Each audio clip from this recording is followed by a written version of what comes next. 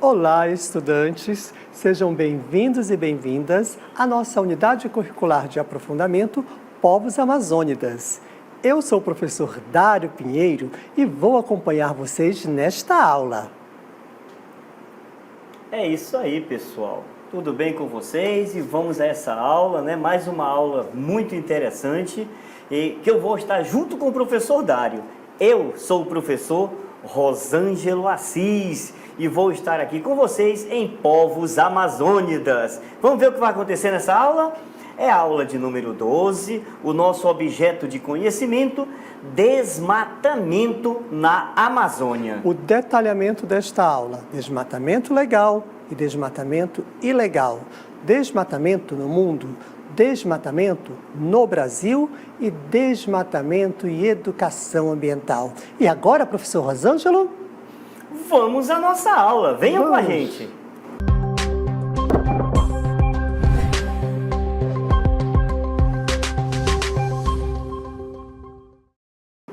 Já vamos começar aqui neste cenário, professor, com vários troncos de árvores derrubados. Eu acho que eu já vi esse cenário em algum lugar. Tenho certeza, em um não, em vários lugares. E por que nós estamos aqui, professor, de novo? Olha só, né? Nós vimos que nós vamos conversar sobre desmatamento. Vocês estão vendo que tem uma floresta ainda ali atrás, mas ela está ficando cada vez menor. Né? Por quê? Porque tem aumentado, né? Mesmo que tenham combatido, tenham tentado conscientizar, mas a gente sente um aumento cada vez maior desse desmatamento. E nós estamos especificamente falando aqui desse desmatamento na Amazônia, professor. Então, para iniciar a nossa conversa e a nossa aula, é importante, sim, estarmos neste lugar que representa a nossa temática, desmatamento na Amazônia. E é por isso que nós vamos continuar insistindo. É importante que você, estudante, onde quer que você esteja, em qualquer município, comunidade desse grande estado do Amazonas, fique atento às informações e também para o seu autoconhecimento. Exatamente. Em relação à preservação da natureza, para que este grande, imenso campo verde que está atrás de nós não diminua cada vez mais. Isso. Para que você, aí na sua comunidade, também possa ser um porta-voz para não deixar essas árvores no chão, mas sim elas em pé. Exatamente, professor Dário, exatamente isso. A gente vai ver que o desmatamento na Amazônia, olha só, gente, o desmatamento na Amazônia brasileira, tá? Ela tem como principais causas diretas a pecuária, a agricultura de larga escala e a agricultura de corte e queima, não é isso, professor Dário? São três atividades agrícolas, né, agropecuárias, e assim, a gente gostaria de explicar exatamente, será que é possível, professor, a gente explicar exatamente como que a pecuária, ela prejudica a floresta, a agricultura de larga escala. Nosso estudante sabe o significado de larga escala? Era bom a gente comentar um pouquinho. Vamos comentar um pouquinho sobre isso então, né? Entendendo um pouquinho que esse desmatamento geral na Amazônia, que computa a área total, e não só os locais de proteção ambiental, ele registrou o quê? Uma queda de 62% em 2023. Isso é um bom sinal. Já estamos começando. Significa que há um certo trabalho de conscientização em relação, nós vimos ali, a pecuária, né? A agricultura de larga escala, não é verdade? E aquela questão da queima, né, que acontece ainda hoje, que é muito comum. E segundo dados do governo, recuou em 40% no primeiro trimestre de 2024.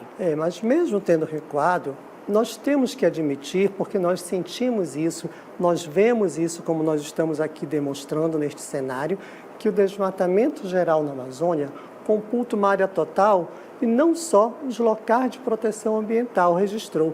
Também uma queda de 62% em 2023, como nós já falamos. Isso. E vamos repetir, 40% somente no primeiro trimestre. Sim, já há uma redução, já há um trabalho, mas as grandes áreas desmatadas, porém, trazem aí grandes prejuízos.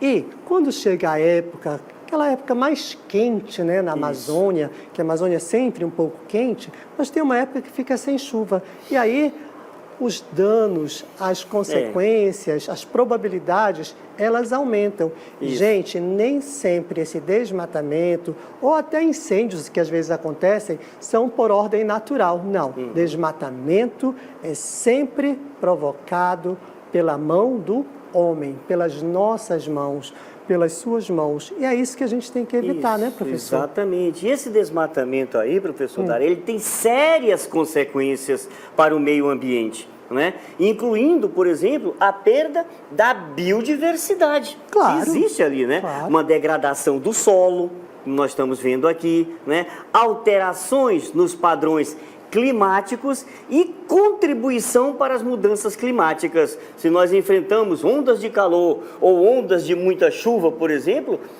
depende muito disso daí, dessa questão do desmatamento. E é verdade, e esse desmatamento da Amazônia, ele não influencia só o Brasil. Não. O senhor citou a questão do calor, mas tem lugares no planeta que faz frio, e esse frio aumenta muito. Por incrível que pareça, gente, parece que a gente está falando uma coisa aqui que vocês ficam pensando, mas como é que pode a Amazônia, nós desmatamos a Amazônia e influencia o mundo todo? Sim, influencia. Vai influenciar porque essa biodiversidade, né, essa questão climática, toda aquela questão que, dos fogos, né, das queimadas e tudo mais, vai tudo para o ar também, isso daí. Exatamente. E quando a gente fala em conservação, gente, falar em conservação da vegetação nativa, nós estamos exatamente falando diretamente para frear, para parar esse desmatamento. Tudo bem que não pare 100%, mas dá uma freada muito grande, porque existem formas, sim, de continuar desenvolvendo, fazendo agricultura de forma sustentável. Essa é a claro palavra. que nós temos uma meta. E qual é essa meta, professor Rosa? A meta, nós estamos falando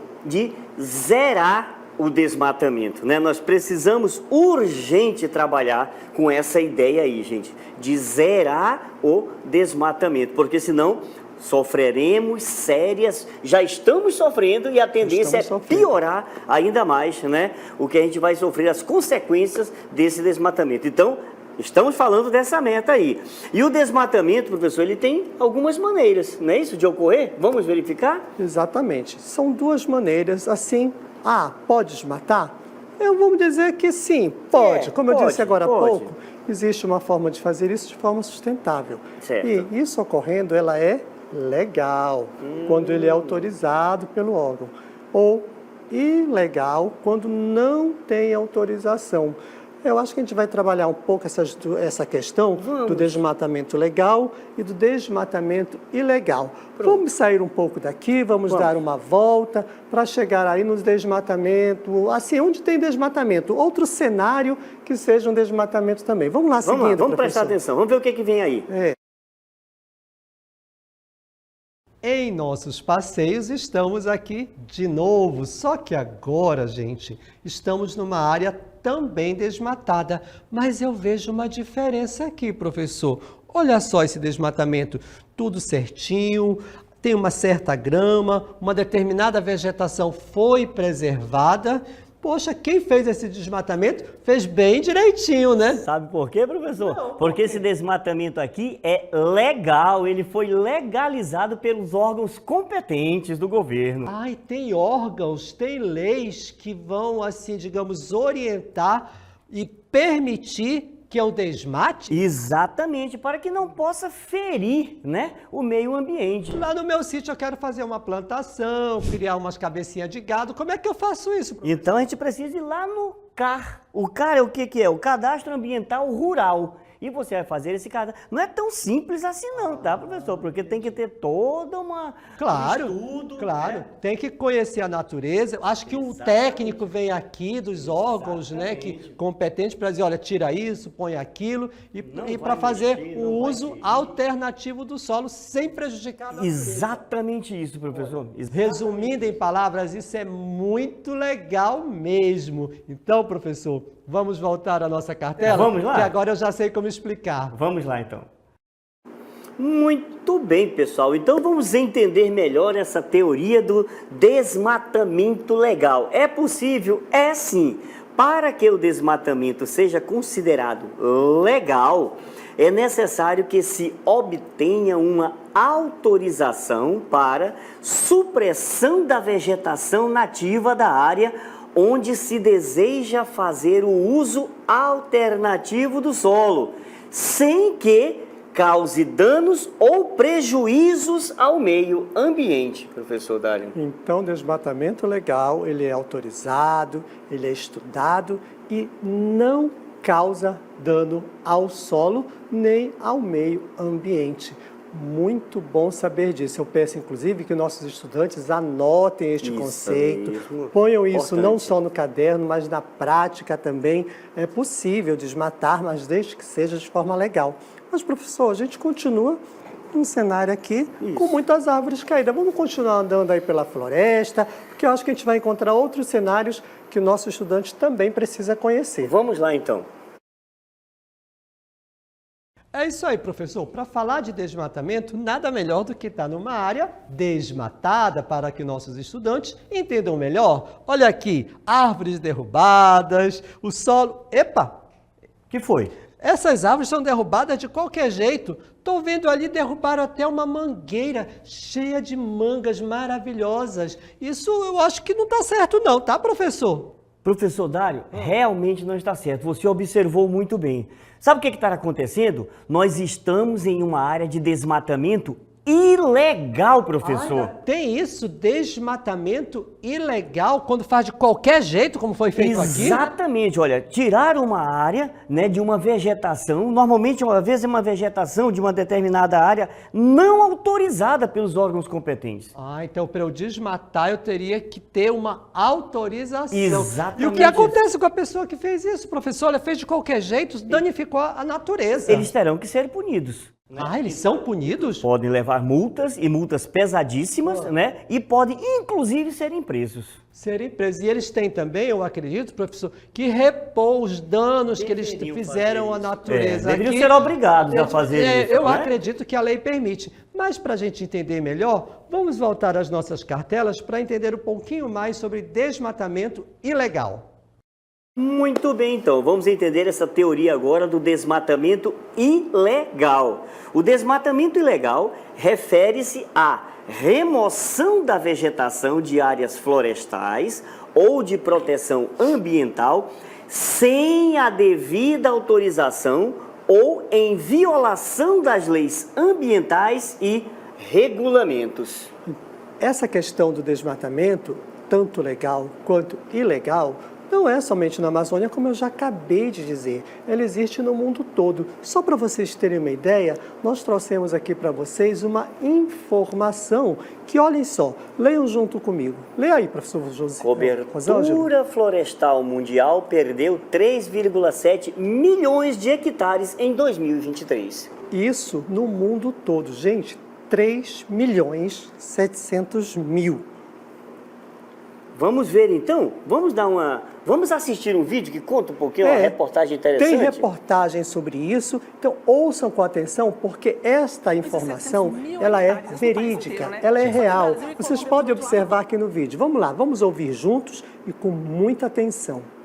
Na contramão e no mesmo período apresentaram uma redução na área devastada de 36% e 49% respectivamente. Os dados são de um relatório produzido pelo Laboratório de Análise e Descoberta de Terras Globais, produzido todo ano pela Universidade de Maryland, e tem base nas análises mais recentes sobre o desmatamento florestal no mundo inteiro. E o Rômulo Batista, que é porta-voz do Greenpeace Brasil, explica que, apesar dessa queda no índice de desmatamento no Brasil, influenciada aí principalmente pela melhora na Amazônia, o país ainda enfrenta um desafio. A gente tem que zerar o desmatamento o quanto antes, tendo em vista que no Brasil a principal fonte de emissão de gases do efeito estufa é justamente o desmatamento seguido da queimada. Esses gases aumentam, né, a crise climática que a gente está vivendo. A gente viu esse ano no Brasil diversos eventos extremos, e é justamente esses gases vindo da queimada que alteram o clima e causam esses eventos climáticos extremos.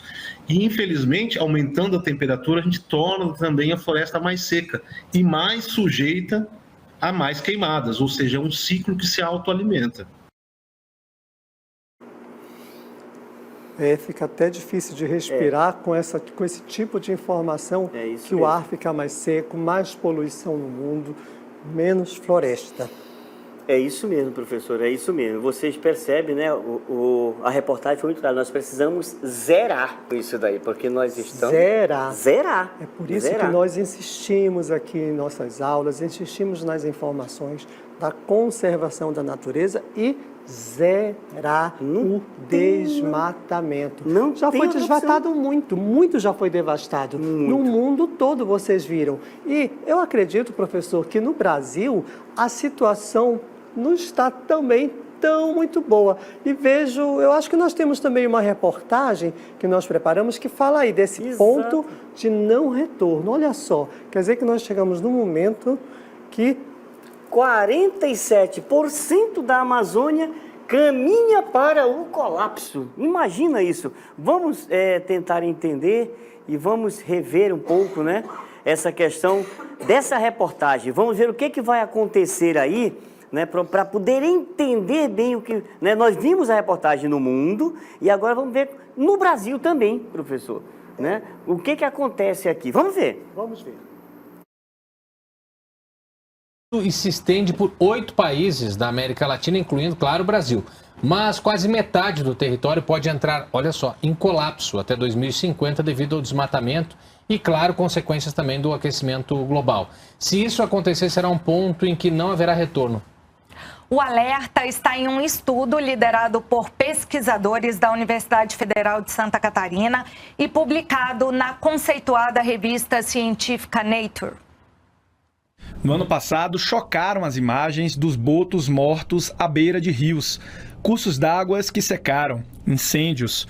Regiões da floresta amazônica podem se tornar inabitáveis se o clima se tornar mais árido. É uma ilusão a gente achar que, porque tem 70 e tantos por cento, 80% da Amazônia de pé, essas florestas estão todas saudáveis e imunes a estresse. Não estão. A combinação de desmatamento, fragmentação, queimadas e aquecimento global pode empurrar quase metade da Amazônia para um ponto no qual o colapso de vastas porções da floresta deixa de ser só uma hipótese distante e vira uma realidade. Até 2050, boa parte da nossa vida pode ser profundamente impactada por um caminho tortuoso seguido pela Amazônia. Com a exposição a graves ameaças, até 47% da floresta está sujeita a uma mudança que a tornará incapaz de se regenerar naturalmente e de absorver o gás carbônico. Quando você desmata a floresta ou secas e incêndios fazem com que florestas sejam perdidas, esse mecanismo é enfraquecido. Então, o aquecimento global está causando uma mudança no clima da região amazônica. Partes da Amazônia estão ficando mais secas e a estação seca está ficando mais longa e mais intensa. De acordo com o Instituto Nacional de Pesquisas Espaciais, o INPE, a região amazônica perdeu mais de 54 mil quilômetros quadrados de floresta nos últimos 5 anos. Pelo Acordo de Paris, assinado também pelo Brasil em 2015, os países se comprometeram a controlar o aquecimento global para que não haja um aumento de temperatura maior do que 1,5 grau em relação ao período pré-industrial, que se refere aos anos de 1850 a 1900. Para a gente evitar que a Amazônia chegue num ponto de não retorno em grande escala, né, que a gente chama sistêmica, a gente precisa de uma colaboração global para reduzir os gases de efeito estufa rapidamente, para zerar as emissões. E a gente precisa de uma cooperação dos países amazônicos para zerar o desmatamento e a degradação e promover restauração florestal. Professor Rosângela, eu creio que não precisa nem comentário, a informação foi muito clara. A Amazônia já está sentindo, na atualidade, todos esses efeitos que foram relatados. Por isso, a situação é muito séria e não se pode relaxar. O senhor acha que pode? Não, não se pode relaxar. Então tem que ter um desmatamento e uma educação ambiental. É preciso. Vamos conversar sobre isso? Desmatamento e educação ambiental? Olha só, gente. A educação ambiental, ela contribui para a qualidade de vida quando oferece às pessoas conscientização e atitudes de preservação, onde todos compreendem a importância da utilização correta dos recursos naturais e de seu comportamento em sociedade, professor. Exatamente. A partir de 2010, gente, o Brasil conseguiu reduzir significativamente o desmatamento na Amazônia, graças a políticas de combate ao desmatamento ilegal e à expansão de grandes áreas protegidas. No entanto, nos últimos anos, o desmatamento voltou a crescer, especialmente a partir de 2019, pois o governo do período adotou medidas que flexibilizavam a proteção ambiental e enfraqueceram os órgãos de fiscalização. Por isso que nós estamos aqui insistindo com vocês. Não se pode relaxar.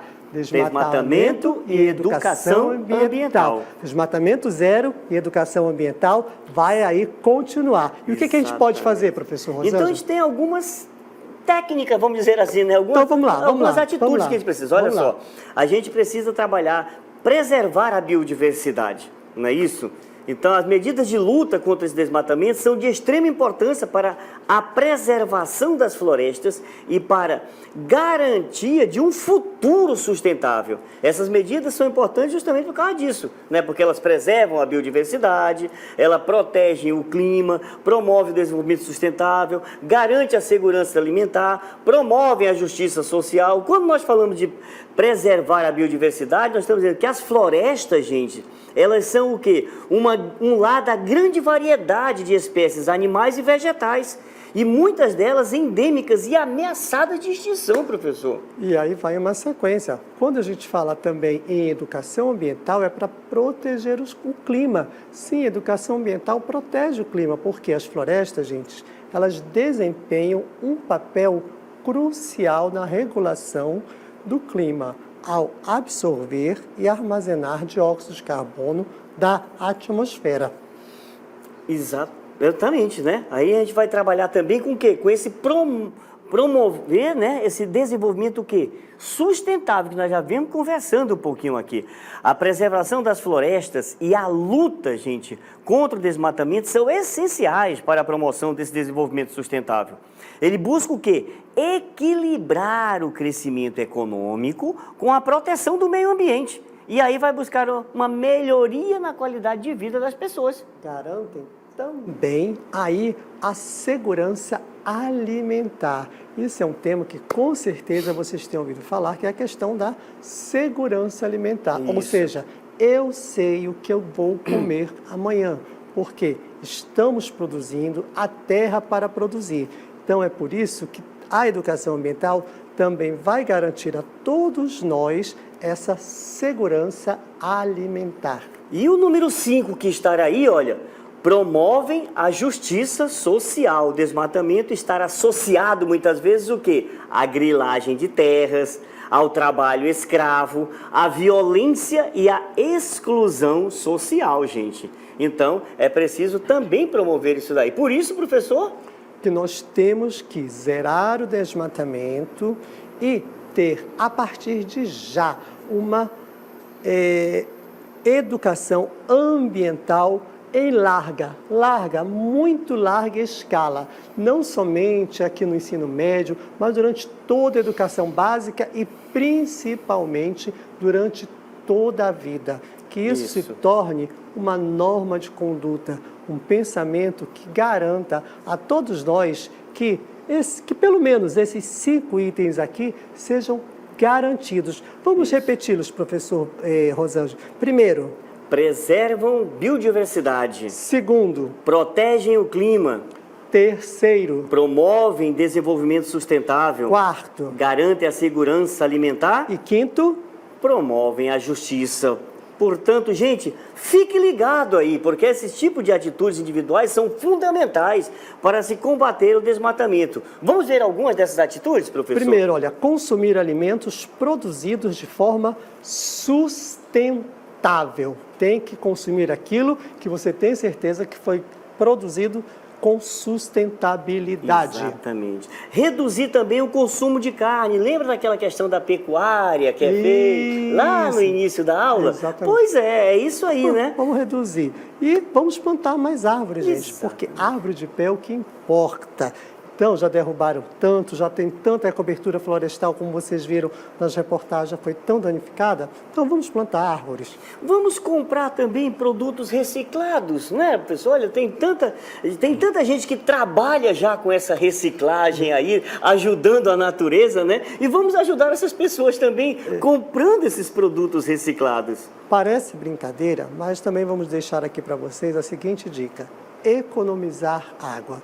E aí, professor, nós moramos num estado, numa região que nós temos rios, grandes volumes de água, mas também temos que mudar o nosso comportamento, porque verdade. como bem nos disse a reportagem, é um engano pensar que toda essa água vai ficar aí para sempre. Exatamente. Não Um vai, dia as vai mudanças já estão acontecendo de forma drástica. Então, vamos economizar Vamos água. economizar água. E também não vamos comprar madeira ilegal. Vamos Não. procurar saber de onde vêm essas madeiras todas aí, né, gente? Porque senão a gente vai estar comprando madeira, às vezes, de desmatamentos ilegais que estão acontecendo sem Exatamente. autorização dos órgãos E competentes. quando você faz isso, você se preocupa com essa madeira ilegal e não compra, você está apoiando iniciativas de preservação da floresta.